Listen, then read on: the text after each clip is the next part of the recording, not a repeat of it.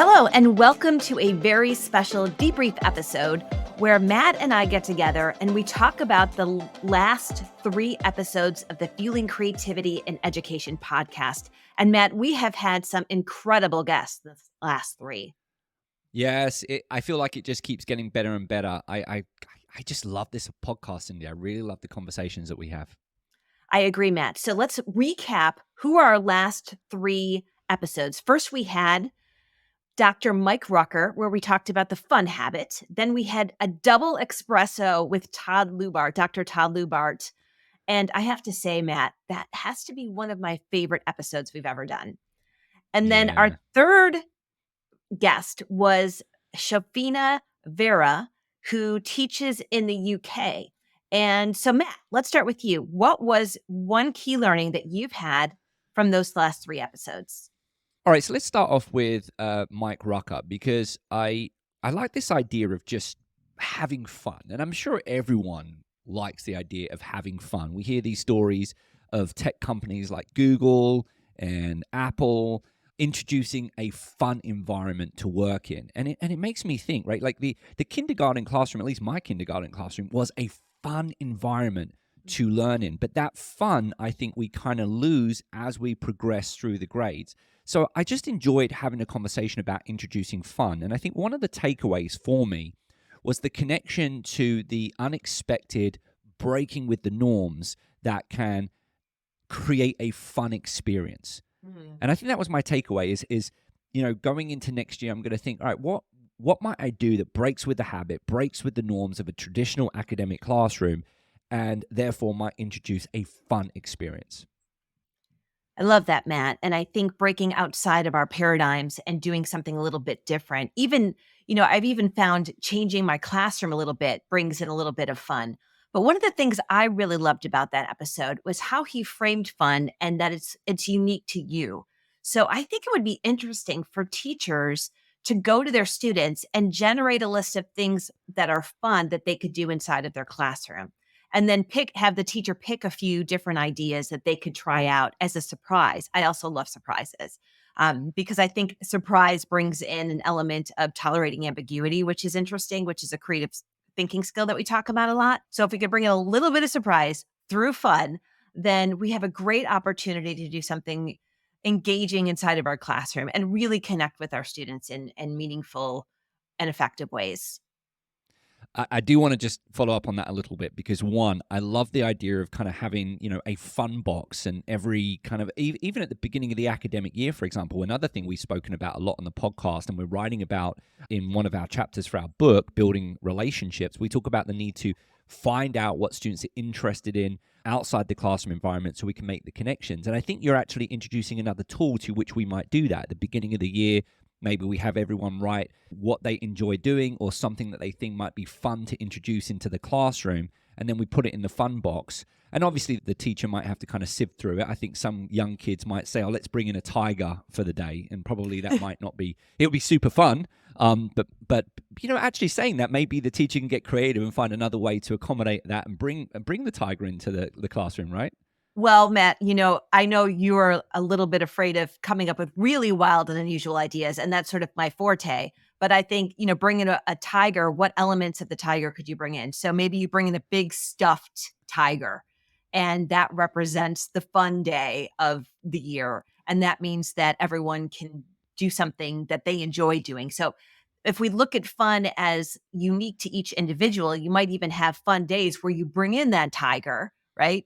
And you say, okay, you get to do an hour of something that's fun for you. So maybe it's board games, maybe it's reading in the corner, maybe it's building blocks, maybe it's painting, and it's sort of fun time with the tiger. Yeah, no, I really like that. And actually, just building on that, I think really what we're doing is we're building a divergent thinking activity. And, you referenced something that we discussed outside the classroom. And I would say that this, or rather outside the pod, and I would say that this constitutes a time where you actually could welcome wild and wacky ideas. I was talking about sometimes, the value of wild and wacky ideas when you kind of like got a short period of time, the budget, the constraints, how much value is there welcoming wild and wacky ideas outside of those constraints. But what I like about what you're referencing here is this idea, and particularly in elementary classroom, why not go wild, and really just invite, really fun ideas to get into that box. And maybe you can even invite your students to help work out, all right, how do we actually make this a reality in the classroom environment? So I really like this activity. And the other thing that you reference is surprise. And I think that was a takeaway as well.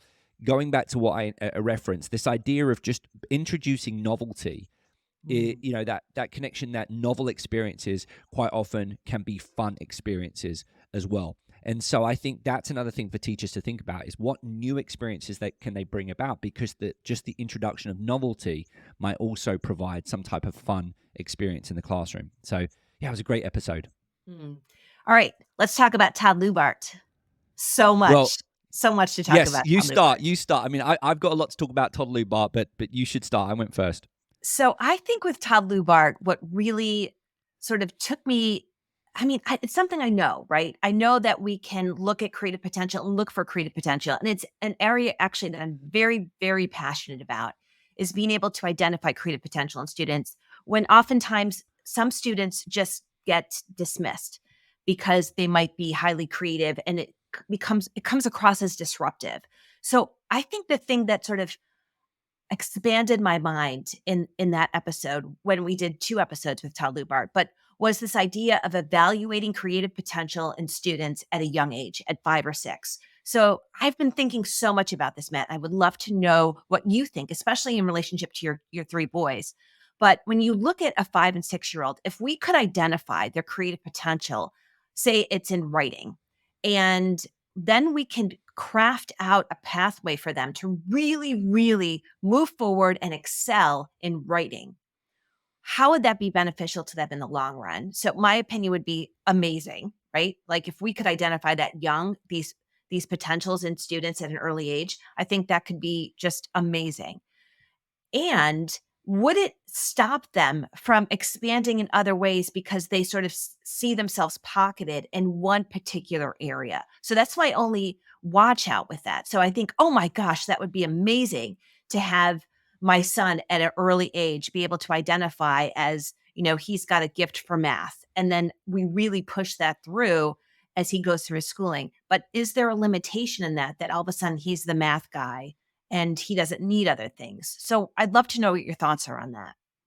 Yeah, I think you did a really good job of summarizing some of the things that we spoke about in the interview. And I think let's start off with the first part, is that, wow, here's this kind of system to which we actually could, that was my big takeaway with Todd Lubart. We are working toward different types of tests to measure creative thinking.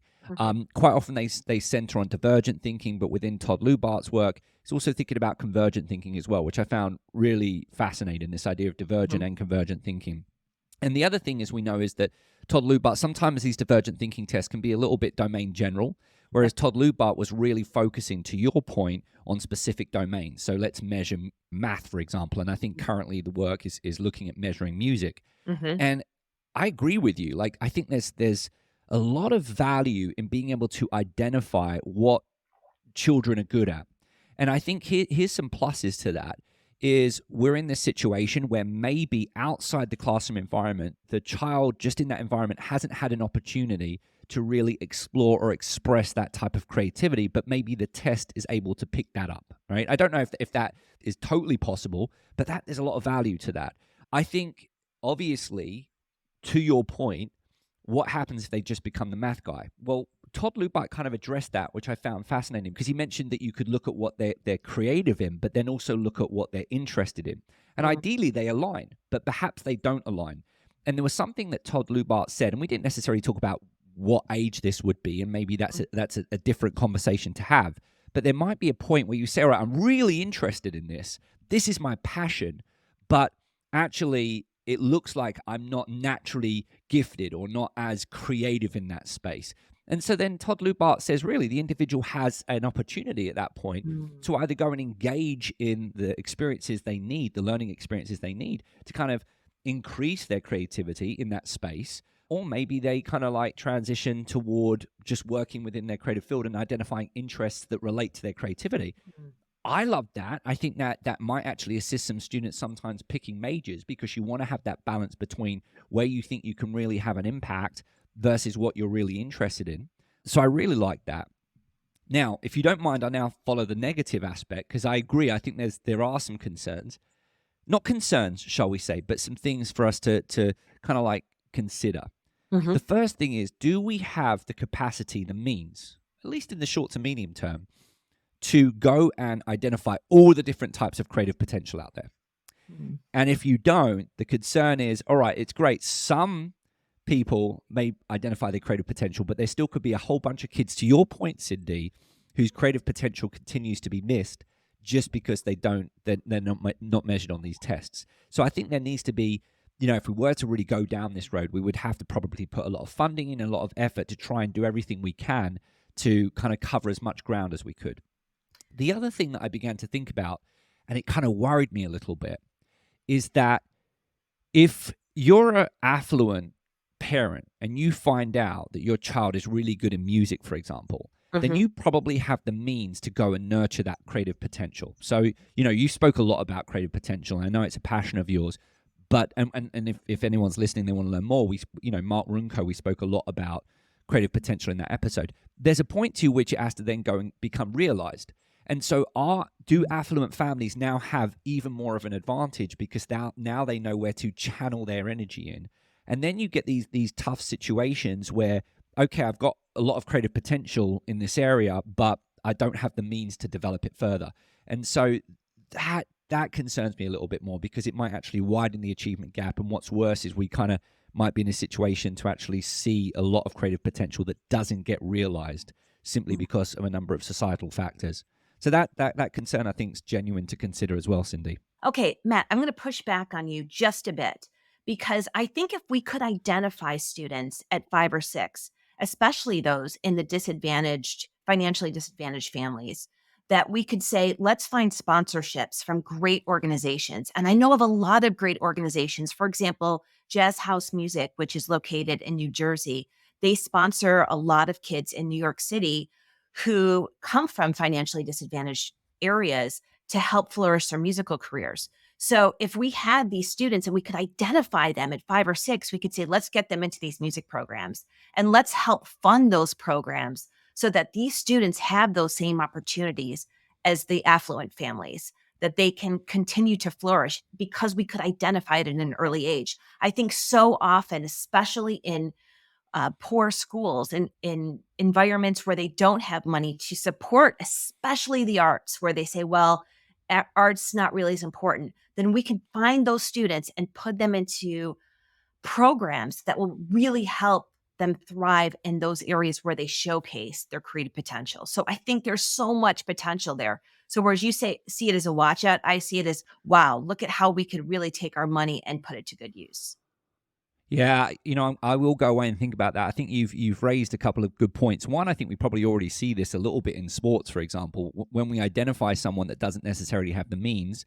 Usually within the community, if someone's really talented in an area, we're able to provide some funding. And in some ways, what I think you're highlighting is opportunities to do more targeted funding.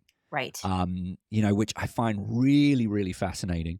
And then the other piece of it, realistically, is that there probably, I say this very delicately, but there probably is certain areas where, seem to be most popular areas of where we're seeing creative potential. And therefore, maybe the government could look at finding ways to integrate supporting that type of creative potential in school environments as well.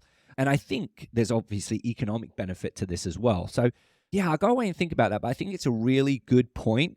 As long as we don't get into that scenario. Have you seen that movie Divergent series where they kind of like go up? There's a Divergent series. Some people might be nodding their head now, but they basically take a test and they have to choose what kind of like faction, I think it's called faction, what faction they want to be part of.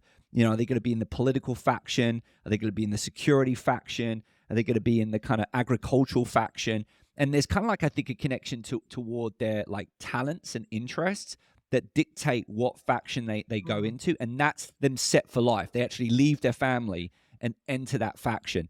So we probably need to be careful we don't end up in like a Divergent series type situation. Yeah, you're only scored high for math. You can't do science. You can't do the arts. What are you talking about? But Well, I don't think we would get there. Matt, I also want to, this also brings up Principal L's episode. I don't know if you remember him talking about chess and how he brought together a group of students and they weren't they didn't show any creative potential, but he just brought a group of students together and he really taught them chess and he really pushed them beyond their boundaries. And they all were very successful. Mm. And it makes me think, is it about the teacher? Is it about the curriculum? Is it about that dedication and passion that the teachers bring to the table that can really help anyone flourish in their creativity? Or is it about having that special potential that we might identify? So you could argue either one. I have to go away and think about this. And for those of you listening, we would love for you to join on this conversation on our LinkedIn profiles, because this is something that we're pondering. We'd love to know what you think. Yeah, please do. This was a fun one, and we knew this was going to be a fun debrief because of Todd Lubart. If you have not checked out that episode, please check it out, because there's also some great. Yeah. Yes, 2 of them. There was also some great comments Todd shared about his thoughts about generative AI and how it's impacting divergent and convergent thinking. But we won't relive that in the interest of time. All right, Cyndi, what's our third takeaway? So Shafina Vohra talked about her work with Lego and how she teaches using Lego. And Matt, I don't know about you, but I thought this was just fun and a little bit obvious in some ways, like just bring in Lego. You can teach anything through Lego. And I was like, oh, yeah, you could teach anything through Lego. And what a fun idea that she has utilized in her classrooms. And it also made me think, could you do that with anything? So, oftentimes on social media platforms, I see teachers posting like, I have 200 plates that someone just gifted to me. What could I do with them? Well, you could take those 200 plates and you could teach any concept through plates. So how could you force fit sort of 200 plates with learning about fractions or learning about some sort of history concept or some sort of science concept? So what if you could take really any materials, recyclable materials, or any sort of objects that you might have on hand and turn them into something that's a learning experience for your students through what you're teaching? So I was like, yes, I love the idea of Lego. And what other things might we utilize inside the classroom to help teach any sort of concept that you want to get across to students in an engaging way? Wow, there was. I mean, listen, I don't think I'm going to follow up too much on that one, because I'm going to throw in another one.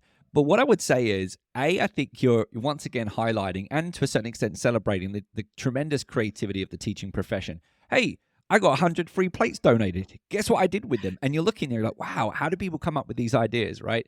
And we see that from teachers all the time. And then I also liked what you just referenced at the end, is the idea of teachers looking around their classroom environment and maybe challenging themselves to perceive objects in their environment in different ways, and then coming up with ideas on how they might utilize them differently. So if you've got, we see those tubs with, I don't know what, like 100, 200, 300 pencils, all different colors. There's probably a whole bunch of activities that actually someone could do with those pencils other than just using them as pencils. So I think that's a really fun way. You want to build on that? Yes, I just have to tell you, this is a funny story, Matt. So I'm always looking for interesting objects to bring into my classroom or to bring into my professional development with teachers. And at Halloween time, they have that string that it's like a web that you can expand. And it starts off as a ball and you can just like expand it like this. And it turns into this humongous web. And I was fascinated. I bought one of these for my daughter's Halloween party. And as I started playing with it, I was like, every teacher needs one of these. So I actually went back the day after Halloween and I bought 100 packs of this web that you can spread inside of your classroom. So for those of you listening, if any of you can email us and tell us why you would use a web like that, I will send you a bag, because I have a lot of those bags in my bin. Are they the webs from Halloween? Like the webs you see? Oh, that is. Ooh. Yes. I like that. I mean, listen. No, God. No, because I was going to share a story. No, go ahead. Tell us. Well, no. I just remember being in your class at Buffalo State, and you brought in the. I mean, it's kind of fun because we started off the show talking about fun, but I still remember you bringing those big balls of wool in. Yes. And you said, right, what we want, because it was the end of the course, and you said, right, what I want you to do is I want everyone to go and connect your wool to everyone and everything that has, I think, delivered a learning experience or you've connected with in some way. And of course, before you know it, you're wrapping around the teachers and you're wrapping around your fellow colleagues and you're trying to tape it to the wall. And when you was talking about web, I just remember this huge web. And of course, the wall was Yes. all different colors. So we had all these different colors. And I've stolen that activity and done it with my students as well.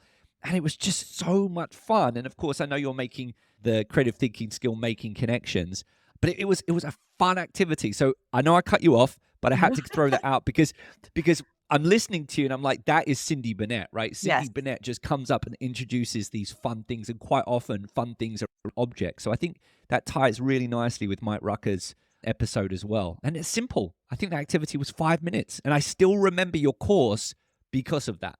That's amazing. And Matt, that activity is what inspired those balls of web, because when you stretch them out, you think you can't go any further and you go further. And you push them out and you think that's it. And they go, no, I can go even Oh. further. So again, for those of you listening, if you want one of these balls of yarn, message us at questions@fuelingcreativitypodcast.com and send me your mailing address and I will send you one of those bags of web. Oh, all right. I like that. Yeah, I bet you some people got excited about you can go further. There's a lot of learning from there. Mhm, All mhm. right. I'm just going to throw out one more thing from Shafina's episode, because Yes. you can't help but recognize the incredible love and passion Shafina Oh, had, not yes. just for the classroom environment, but for her work, Yes. for her focus, right? And that love and passion took her outside the classroom. And she's been taking her ideas, which is what got her recognized by Lego and has got her actually recognized by people outside the United Kingdom. And it just really got me thinking about, how as educators, and obviously timing, I want to emphasize, not every educator can do this. There's timing in our lives. If you've got, young children, for example, you may be limited because, of course, this does require extra work outside the classroom. And that was something that I was very mindful of. But that love and passion went and fueled and motivated Shafina to take her work outside the classroom. And that's really what has gone on to make a bigger difference, right? Her idea has gone on to have an impact on other people. And I went away thinking about how much impact can we really have when we find opportunities to bring our ideas outside the classroom environment. It's something I advocate for a lot in my work. Love it, Matt. Well, I think we need to wrap up, even though we probably could talk about this for another couple of hours. Yeah. Well, listen, we did say we've had some amazing guests, and I think we've got some three even more. Well, no, I want to say even more, but three just as equally amazing guests coming up on the show. So season 8 is turning out to be, I think, one of my favorite episodes of the Fueling Creativity and Education podcast. I don't know about you. I totally agree, Matt. Now, before we go, Matt, we should tell them about our upcoming appearances, because maybe they want to come visit us both virtually or in person. Yes, absolutely. So first, Matt and I will be presenting in person at the Learning and the Brain Conference, which is in New York City at the end of April. We will leave a link to that conference in our show notes, and you will find a lot of the people that we have spoken to on this podcast that will be at this conference. So come and meet us, come and meet all of the scholars that we've been talking to and practitioners.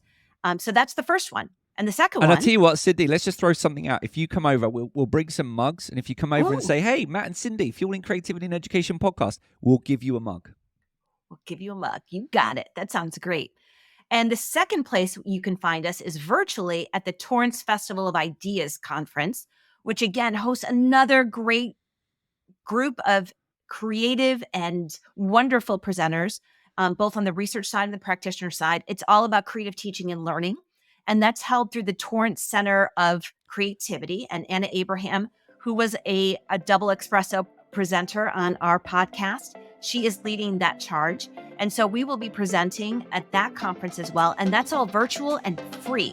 So we will leave a link to both of those conferences in our show notes for today. Excellent.